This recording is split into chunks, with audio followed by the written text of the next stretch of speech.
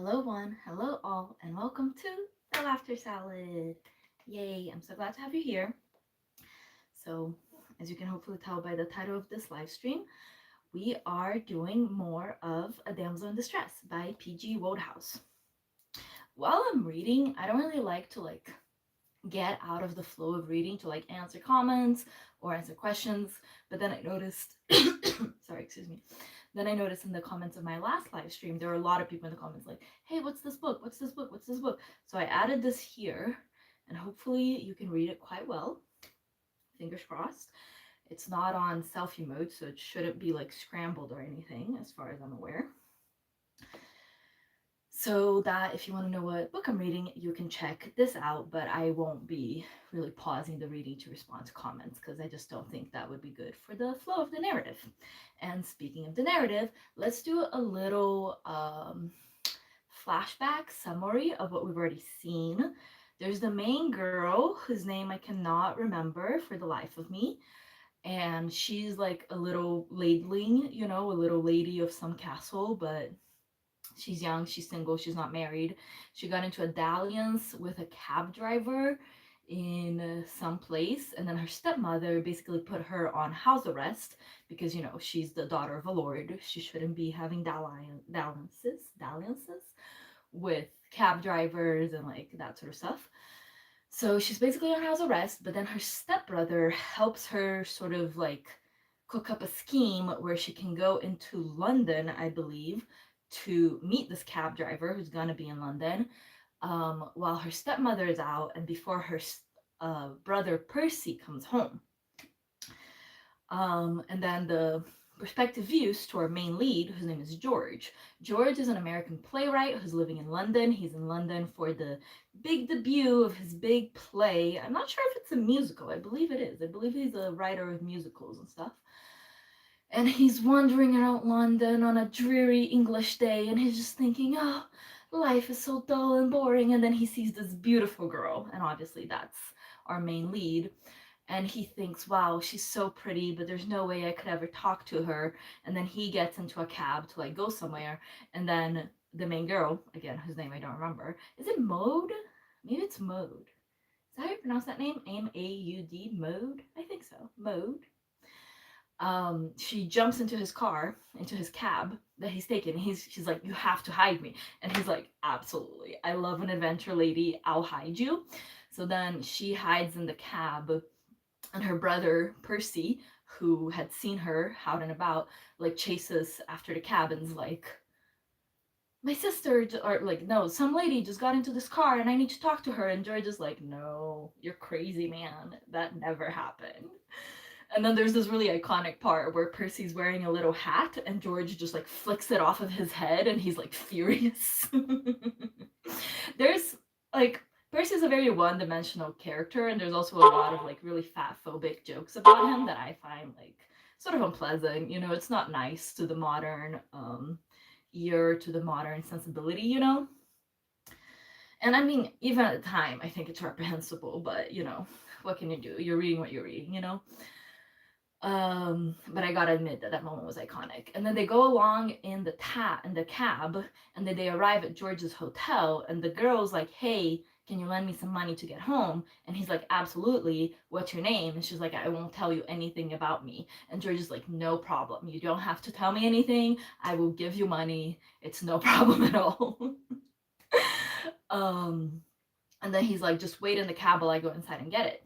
But then when he comes out of the hotel, she's gone and he doesn't know anything about her. And then Percy, the brother, comes running along and they get into a little tiff.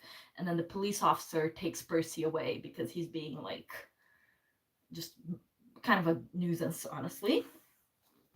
And that's where we stopped. We are now starting chapter 5, and we are still in the perspective of George. George awoke next morning with a misty sense that somehow the world had changed. As the last remnants of sleep left him, he was aware of a vague excitement. Then he sat up in bed with a jerk. He had remembered that he was in love.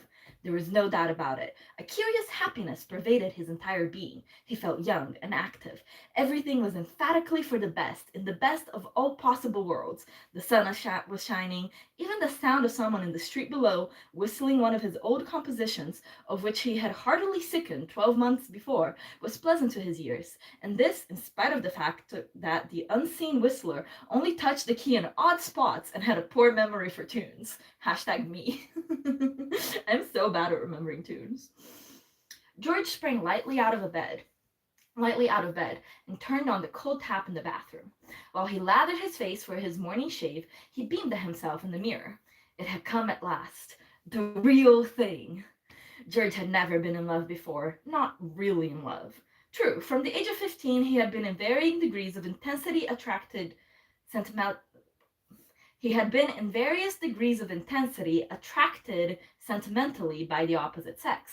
Indeed, at that period of his life of which Mr. Booth Tarkington had written so searchingly, the age of 17, he had been in love with practically every female he met, and with dozens whom he had only seen in the distance. But ripening years had mellowed his state and robbed him of that fine romantic Catholicity.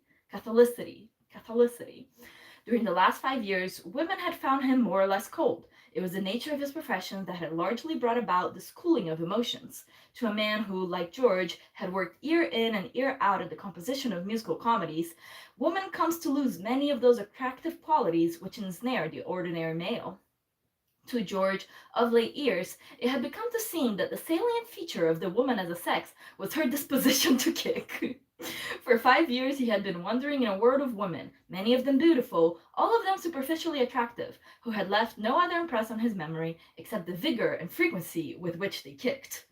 Some had kicked about their musical numbers, some about their love scenes, some had grumbled about their exit lines, others about the lines of their second act frocks. They had kicked in a myriad of different ways, wrathfully, sweetly, noisily, softly, smilingly, tearfully, pathetically, and patronizingly, but they had all kicked, with the result that women had now become to George not so much a flaming inspiration or a tender goddess as something to be dodged, tactfully if possible, but if not possible, by open flight. For years he had dreaded to be left alone with a woman, and had developed a habit of gliding swiftly away when he saw one bearing down on him. The psychological effect of such a state of things is not difficult to realize. Think of man of naturally, this is a difficult word to pronounce, everyone, we're just gonna go for it together, quixotic, I'm gonna spell it for you, Quixotic, of a Don Quixote quality, I assume is what this word means. Temperament, a man of chivalrous instincts and a feeling for romance, and cut him off for 5 years from the exercise of those qualities, and you get an accumulated store of foolishness only comparable to a escape of gas in a sealed room or a cellar full of dynamite. A flicker of a match and there is an explosion. This girl's tempestuous interruption into his life Sorry, I read it wrong. This girl's tempestuous eruption into his life had supplied flame for George. Her bright eyes looking into his had touched off the spiritual trinitrotoluol.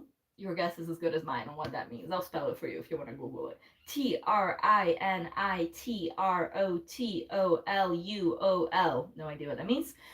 Which he had been storing up for so long. Up in the air, in a million pieces had gone up the prudence and self-restraint of a lifetime. And here he was, as desperately in love as any troubadour of the Middle Ages. It was not till he had finished shaving and was testing the temperature of his bath with a shrinking toe that the realization came over him in a wave that, though he might be in love, the fairway of love was dotted with more bunkers than any golf course he had ever played on in his life. In the first place, he did not know the girl's name. In the second place, it seemed practically impossible that he would ever see her again.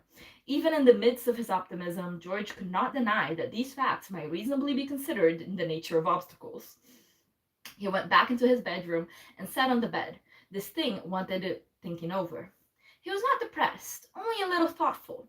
His faith in his luck sustained him. He was, he realized, in the position of a man who has made supreme drive from the tee and find his ball near the green, but in the cup he lie. He had gained much, it now remained for him to push his success to the happy conclusion. The driver of luck must be replaced by the spoon, or possibly the niblick, of ingenuity.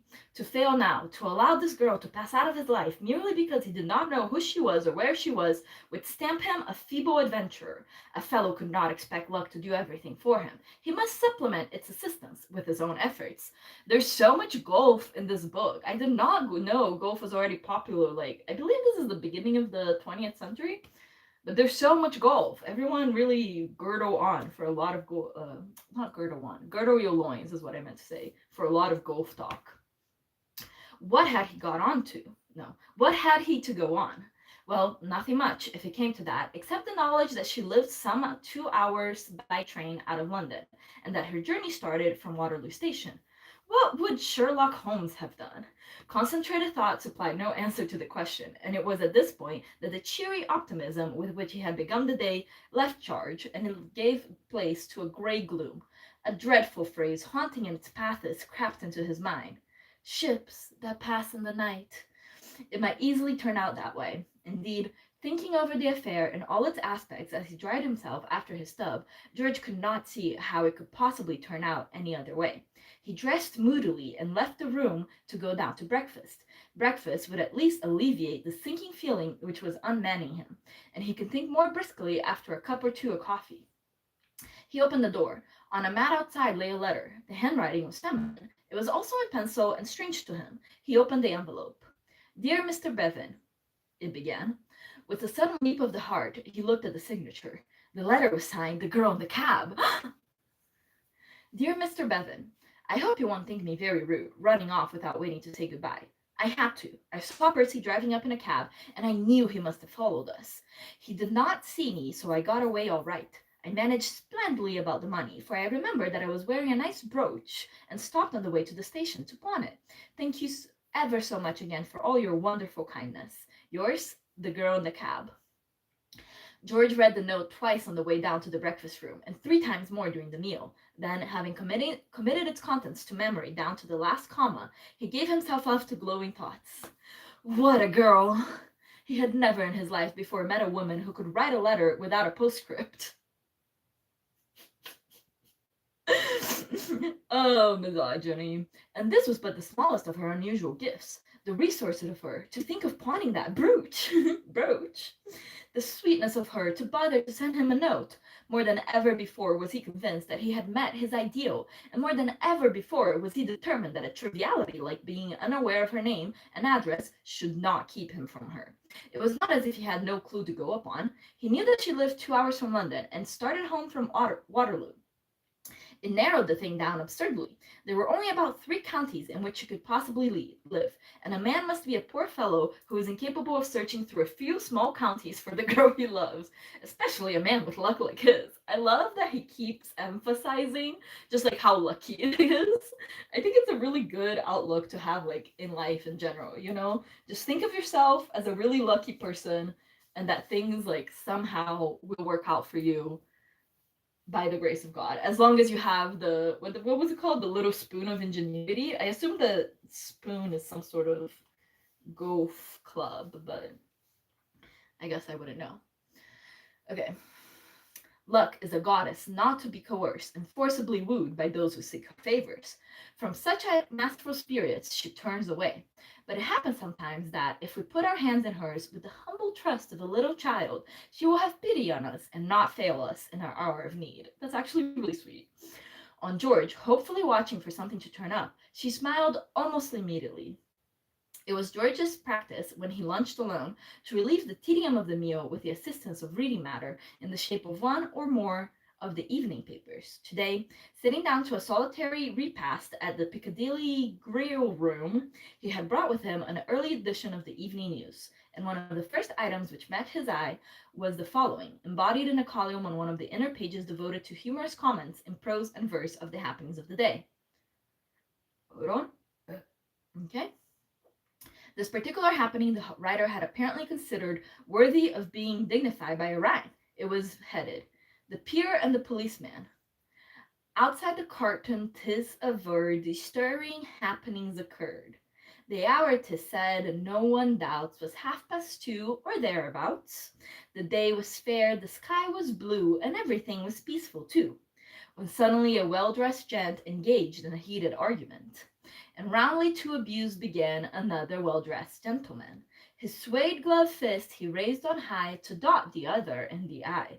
Who knows what horrors might have been had there not come upon the scene o' London City's favorite son, policeman C-231. What means this conduct? Prithee stop, exclaimed that admirable slop, with which he placed a warning hand upon the brawler's collar band. We simply hate to tell the rest, no subject here for flippant jest. The mere remembrance of the tale has made our ink turn deadly pale. Let us be brief, some demon sent stark madness, some demon sent stark madness on the well-dressed gent. He gave the constable a punch, just where the latter kept his lunch. The constable said, well, well, well, and marched him to a dungeon cell. At Vine Street Station out it came, Lord Belpher was the culprit's name, but British justice is severe, alike on pauper and on peer, which with even hand she holds the scale, a thumping fine in lieu of jail. Induce Lord B to feel remorse and learn he mustn't punch the force. George's mutton chop congealed. I really like that little poem. That was like a nice little thing. George's mutton chop congealed on the plate untouched. The French fried potatoes cooled off unnoticed. This was no time for food. Rightly indeed had he relied upon his luck. It had stewed by him nobly. With this clue, all was over except getting to the nearest free library and consulting Burke's peerage. He paid his bill and left the restaurant. 10 minutes later, he was drinking in the pregnant information that Belpher was the family name of the Earl of Marshmoreton, and that the present Earl had one son, Percy Wilbrand Marsh, educated at Eton and Christ Church, Oxford, and what the book, with its customary curtness, called 1D, Patricia Mode. The family seats at Burke was Belpher Castle, Belpher Hants. Some hours later, seated in a first-class compartment of a train that moved slowly out of Waterloo Station, George watched London vanish behind him. In the pocket closest to his throbbing heart was a single ticket to Belpher. I think it's kind of crazy. It's not very clear what George's position in the general hierarchy is, because the Belfers, right, they're peers, right, they're the aristocracy, and he's theoretically just some guy, right? He is financially successful, it seems like he throws money about fairly easily, but he's a playwright, he's not really peerage material, and it seems crazy to me that he's just showing up there without a letter of invitation, without calling ahead, with he's just gonna show up. But one, it's a romance novel. We shouldn't expect so much realism. And two, he has Lady Luck on his side, so we'll have to see. We're starting chapter 6 now. At about the time that George Bevan's train was leaving Waterloo, a gray racing car drew up with a grinding of brakes and a sputter of gravel. Extra crazy because Percy has already seen him and clearly hates his guts. So what's the plan here? And a sputter of gravel in front of the main entrance of Belpher Castle. The slim and elegant young man at the wheel removed his goggles, pulled out a watch, and addressed the stout young man at his sides.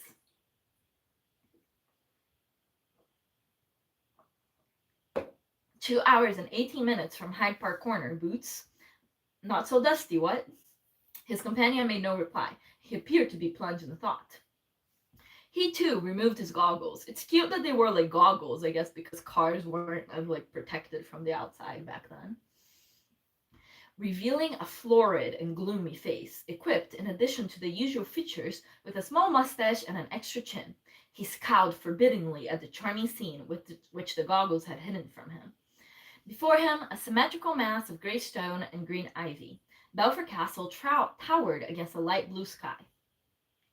On either side, rolling parkland spread as far as the eye could see, carpeted here and there with violets, dotted with great oaks and ashes and Spanish chestnuts, orderly, peaceful, and English.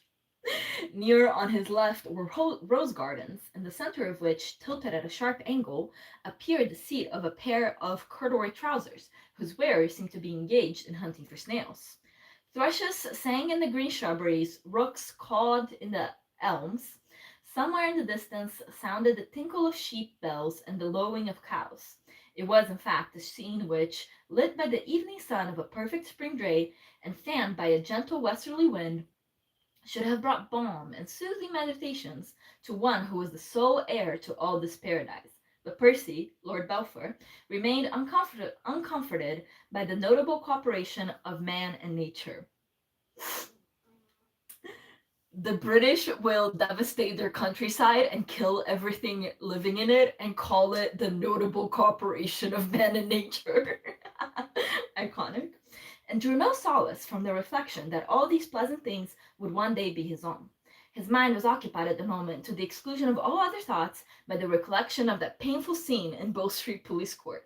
The magistrate's remarks, which had been tactless and unsympathetic, still echoed in his ears, and that infernal night in Vine Street Police Station, the darkness, the hard bed, the discordant vocalizing of the drunken disorderly in the next cell.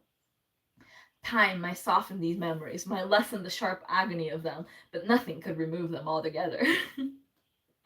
I'm sorry, one night in jail in a cell by yourself? Like, I'm sorry, that doesn't seem that bad. Percy had been shaken to the core of his being. Physically, he was still stiff and sore from the plank bed. Mentally, he was a volcano. He had been marched up the Haymarket in the full sight of all London by a bounder of a policeman. He had been talked to like an errant child by a magistrate whom nothing could convince that he had not been under the influence of alcohol at the moment of his arrest. The man had said things about his liver, kindly be warned in time and pull up before it is too late things, which would have seemed to Percy indecently frank if spoken by his medical adviser in the privacy of the sick chamber. It is perhaps not to be wondered at that Belpher Castle, for all its beauty of scenery and architecture, should have left Lord Belpher a little cold. He was seething with a fury which the conversation of Reggie Byng had done nothing to allay in the course of the journey from London. Reggie was the last person he would willingly have chosen as a companion in his hour of darkness. Reggie was not soothing. He would insist on addressing him by his old Eton nickname of Boots, which Percy detested.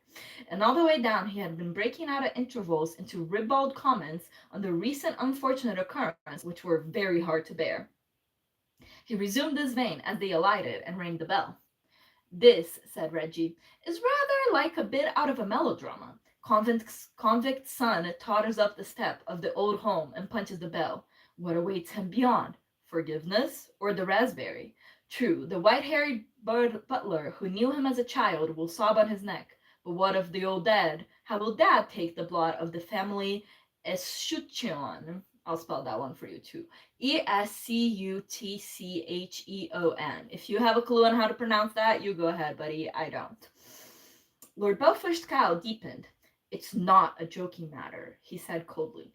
"Great heavens, I'm not joking. How could I have the heart to joke at a moment like this, when the friend of my youth has suddenly become a social leper?"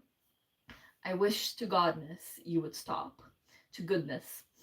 Do you think it is any pleasure to me to be seen about with a man who is now known in criminal circles as Percy, the Piccadilly policeman poacher?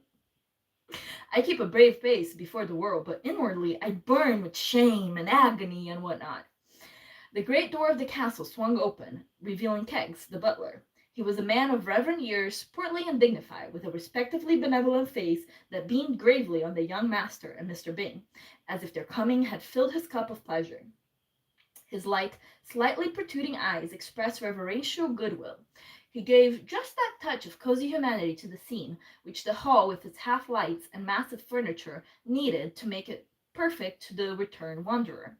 He seemed to be intimating that this was a moment to which he had looked forward long, and that from now on quiet happiness would reign supreme. It is distressing to have to review the jarring fact that, in his hours of privacy, when off duty, this apparently ideal servitor was so far from being a respecter of persons that he was accustomed to speak of Lord Belpher as Percy, and even as his nibs. I'm not sure what nibs is meant to mean here. It was indeed an open secret among the upper servants at the castle, and a fact hinted at with awe among the lower, that Keggs was, at heart, a socialist. Drama. "Good evening, your lordship." "Good evening, sir." Lord Belpher acknowledged the salutation with a grunt, but Reggie was more affable. "How are you, Keggs? Now's your time if you're gonna do it." He stepped a little to one side and indicated Lord Belpher's crimson neck with an inviting gesture. I beg your pardon, sir. Ah, you'd rather wait till you can do a little more privately. Perhaps you're right. The butler smiled indulgently. He did not understand what Reggie was talking about, but that did not worry him. He had long since come to the conclusion that Reggie was slightly mad, a theory supported by the latter's valet, who was of the same opinion. Keggs did not dislike Reggie, but intellectually he considered him negligible. Send something to drink into the library, Keggs, said Lord Belpher. Very good, your lordship. A topping idea, said Reggie. I'll just take the old car round to the garage, then I'll be with you. He climbed to the steering wheel and started the engine. Lord Belpher proceeded to the library, while Keggs melted away through the green baize door at the end of the hall, which divided the servants' quarters from the rest of the house. Reggie had hardly driven a dozen yards when he perceived his stepmother and Lord Marshmoreton.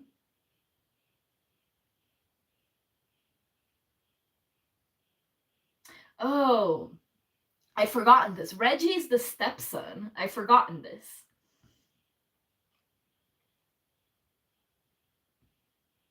No.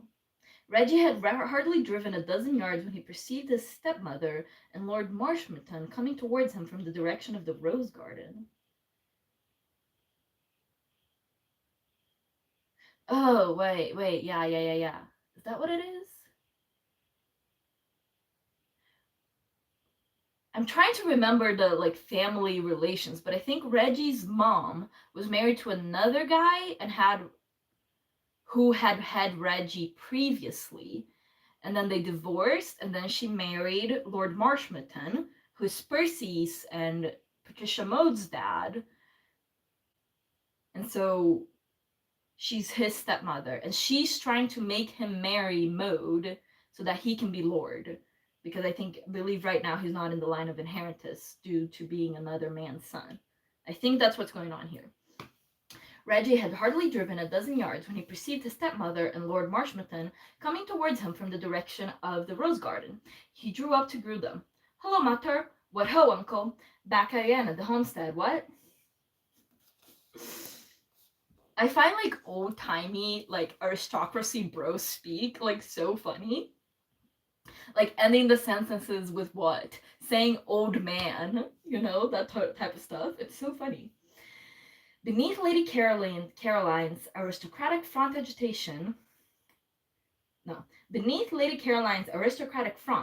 agitation seemed to lurk. Maybe it's my modern sensibilities, but I feel like he could use with a little more commas, Mr. Wodehouse.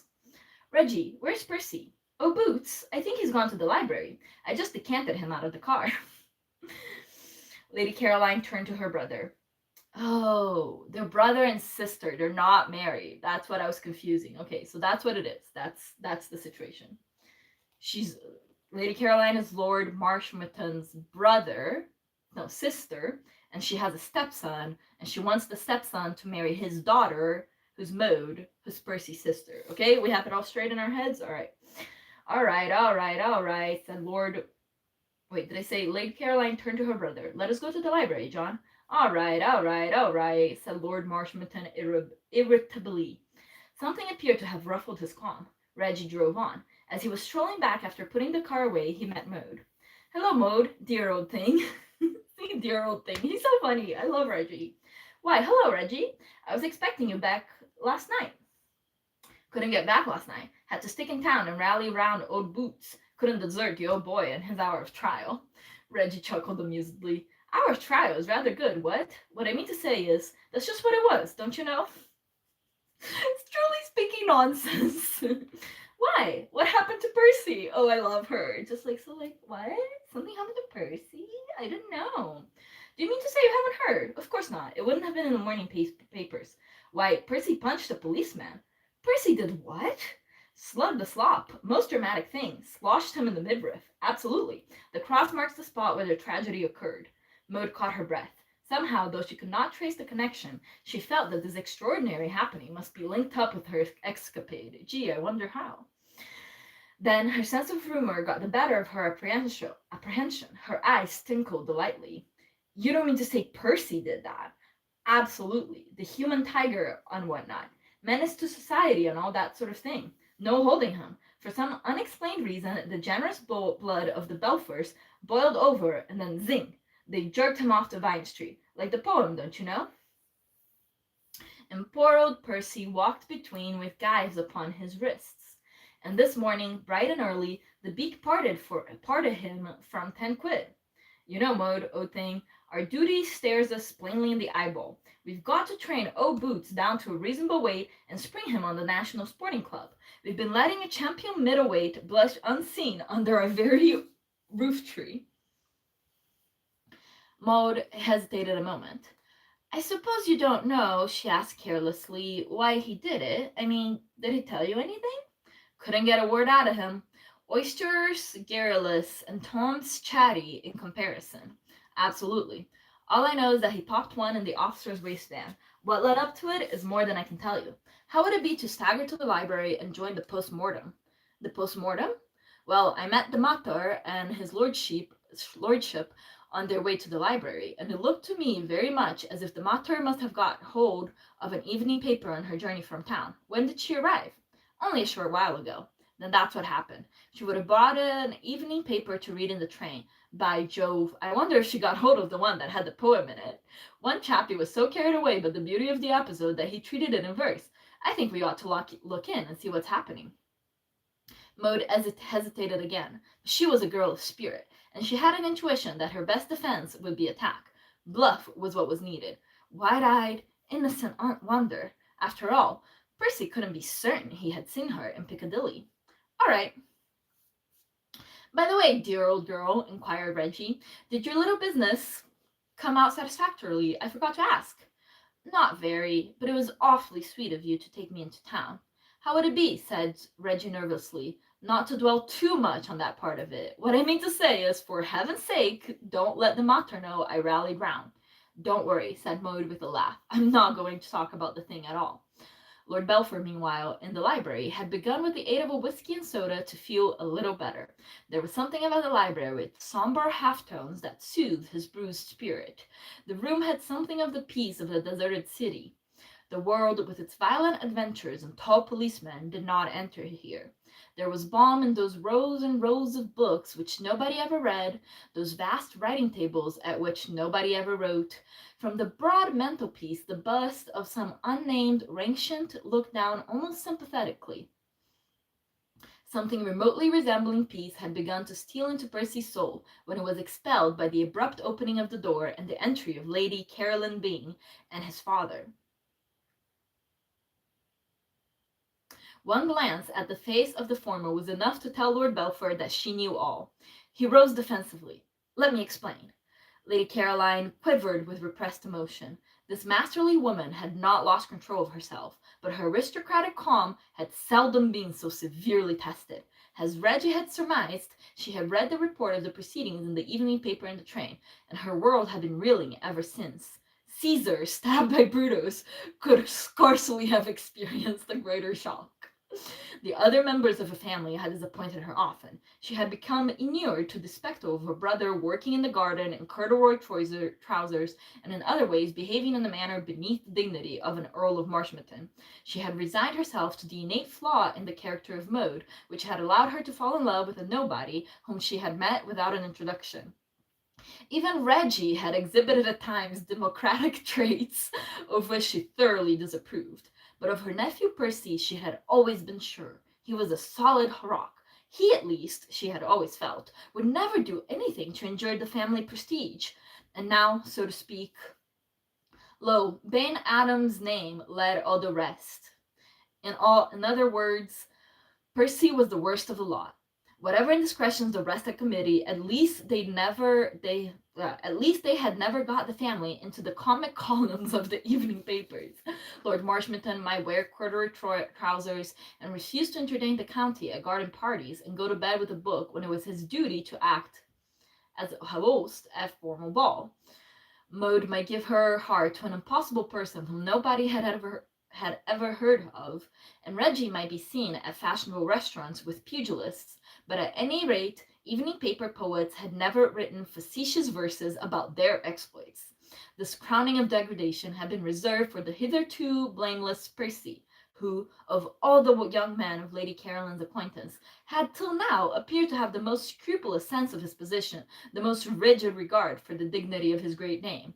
Yet here he was, if the carefully considered reports in the daily press were to be believed, spending his time in the very springtime of his life, running about London like a frenzied Hottentot, brutally assaulting the police. Lady Caroline felt as a bishop might feel if he suddenly discovered that some favorite curate had gone over to the worship of Mumbo Jumbo. Explained, she cried. How can you explain? You, my nephew, the heir to the title, behaving like a common rowdy in the streets of London, your name in the papers. If you knew the circumstances, they are in the evening paper, they are in print. In verse, added Lord Marshmoreton. He chuckled amiably at the recollection. He was an easily amused man. You ought to read it, my boy. Some of it was capital. John, but deplorable, of course, added Lord Marshmoreton hastily. Very deplorable. He endeavored to regain his sister's esteem by shows of righteous indignation. What do you mean by it, damn it? You're my only son. I have watched you grow from child to boy, from boy to man, with tender solicitude. I have wanted to be proud of you, and all this time, dash it, you are prowling about London like a lion, seeking whom you may devour, terrorizing the metropolis, putting harmless policemen in fear of their lives. Will you listen to me for a moment? Shouted Percy. He began to speak rapidly, as one conscious of the necessity of saying his say while the saying was good. The facts are these. I was walking along Piccadilly on my way to lunch at the club, when, near Burlington Arcade, I was amazed to see Maude. Lady Caroline uttered an exclamation. Maude? But Maude was here. I can't understand it, went on Lord Marshmoreton, pursuing his remarks. Righteous indignation had, he felt, gone well. It might be judicious to continue in that vein, though privately he held the opinion that nothing in Percy's life so became him as this assault on the force. Lord Marshmoreton, who in his time had committed all the follies of youth, had come to look on his blameless son as scarcely human. It's not as if you were wild. You never got into any scrapes at Oxford. You spent your time collecting old china and prayer rugs. You wear flannel next to your skin. What does that mean? Will you please be quiet, said Lady Caroline impatiently. Go on, Percy. Oh, very well, said Lord Marshmoreton. I only spoke. I merely made a remark. You say you saw Maude in Piccadilly, Percy? Precisely. I was on the point of putting it down to an extraordinary resemblance when suddenly she got into a cab. Then I knew. Lord Marshmoreton could not permit this to pass in silence. He was a fair-minded man. Why shouldn't the girl have got into a cab? Why must a girl walking along Piccadilly be my daughter, Maude, just because she got into a cab? London, he proceeded, warming to the argument and thrilled by the clearness and coherence of his reasoning, is full of girls who take cabs. She didn't take a cab. You just said she did, said Lord Marshmoreton cleverly. I said she got into a cab. There was somebody else already in the cab. A man, Aunt Caroline. It was the man.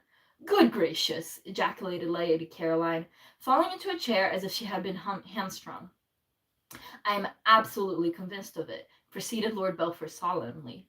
His behavior was enough to confirm my suspicions. The cab had stopped in a block of the traffic, and I went up and requested him, in a perfectly civil manner, to allow me to look at the lady who had just got in. He denied that there was a lady in the cab, and I had seen her jump in with my own eyes.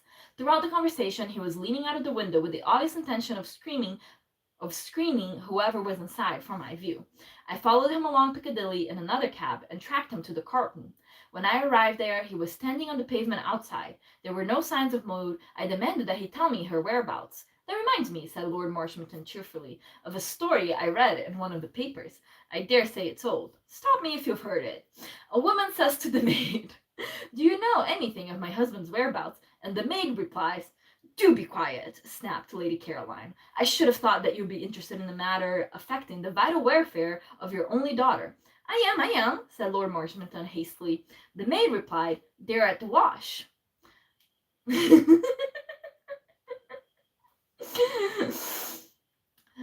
Of course I am. Go on, Percy. Good God, boy, don't take all day telling us your story. At that moment, the fool of a policeman came up and wanted to know what the matter was. I lost my head. I admit it freely. The policeman grasped my shoulder and I struck him. Where? Asked Lord Marshmoreton, a stickler for detail. What does that matter? Demanded Lady Caroline. You did quite right, Percy. These insolence jack in office ought not to be allowed to manhandle people. Tell me, what was this man like? Extremely ordinary looking. In fact, all I can remember about him was that he was clean shaven. I cannot understand how Maud could have come to lose her head over such a man. He seemed to me to have no attraction whatever, said Lord Belpher, a little unreasonably. For Apollo himself would hardly appear attractive when knocking one's best hat off. It must have been the same man. Precisely. If we wanted further proof, he was an American. You recollect that we heard that the man in Wales was an American. I guess they never met the person that Maud fell in love with before George. There was a portentous silence. Percy stared at the floor. Lady Caroline breathed deeply. Lord Marshmoreton, feeling that something was expected of him, said, "Good God!" and gazed seriously at a stuffed owl on a bracket. Maud and Reggie Byng came in. "What ho! What ho! What ho!" said Reggie breezily. He always believed in starting a conversation well and putting people at their ease. What ho! What ho! For me personally, nothing puts me at ease like a man saying "what ho" 5 times. Maud braced herself for the encounter. "Hello, Percy dear," she said, meeting her brother's accusing eye with the perfect composure that comes only from a thoroughly guilty conscience. What's all this I hear about your being the scourge of London? Reggie says that policemen dive down manholes when they see you coming." The chill in the air would have daunted a less courageous girl. Lady Caroline had risen and was staring sternly. Percy was puffing the puffs of an overwrought soul. Lord Marshmoreton, whose thoughts had wandered off to the rose garden, pulled himself together and tried to look menacing. Maud went on without waiting for a reply. She was all bubbling gaiety and insouciance. A charming picture of a young English girlhood that nearly made her brother foam at the mouth. "Father dear," she said, attaching herself affectionately to his buttonhole, "I went round the links in 83 this morning. I did the long hole in 4, one under pair, a thing I've never done before in my life." "Bless my soul," said Lord Marshmoreton weakly, as, with an apprehensive eye on his sister, he patted his daughter's shoulder. "First, I sent a screecher of a drive right down the middle of the fairway. Then I took my brassy and put the ball just on the edge of the green. 180 yards if it was an inch. My approach putt, crazy the amount of golf talk we have to listen to. Isn't England like this big? How do they have space for golf courses?" Lady Caroline, who was no devotee of the royal and ancient game, ancient? Isn't golf like pretty recent? Interrupted the recital. "Never mind what you did this morning. What did you do yesterday afternoon?" "Yes," said Lord Belpher. "Where were you yesterday afternoon?" Maud's gaze was the gaze of a young child who had never even attempted to put anything over in all its little life. "Whatever do you mean?" "What were you doing in Piccadilly yesterday afternoon?" said Lady Caroline. "Piccadilly? The place where Percy fights policemen? I don't understand." Very topical of her with the "I don't understand" audio going around. Lady Caroline was no sportsman. She put out one of those direct questions capable of being answered only by yes or no, which ought not to be allowed in controversy. They are the verbal equivalent of shooting a sitting bird. "Did you or did you not go to London yesterday, Maud?" The monstrous unfairness of this method of attack pained Maud. From childhood up she had held the customary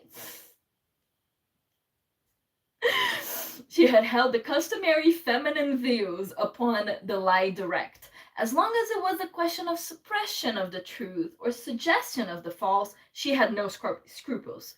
But she had a distaste for deliberate falsehood. Faced now with a choice between 2 evils, she chose the one which would at least leave her self-respect. "Yes, I did." Lady Caroline looked at Lord Belpher. Lord Belpher looked at Lady Caroline. "You went to meet that American of yours?"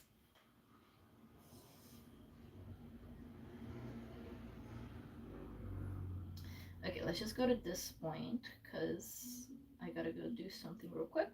We'll pick it up next slide. Thanks for watching. Like, subscribe.